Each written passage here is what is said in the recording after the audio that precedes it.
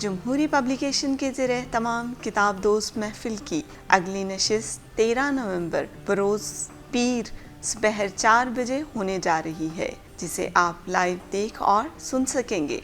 इस मरतबा किताब दोस्त महफिल में गुफ्तगू होगी आलमी शोहरत याफ्ता अदीब मिलान कुंडेरा के नावल बकाए दवाम पर, जिसका उर्दू ज़ुबान में तर्जमा जनाब अरशद वहीद साहब ने किया है।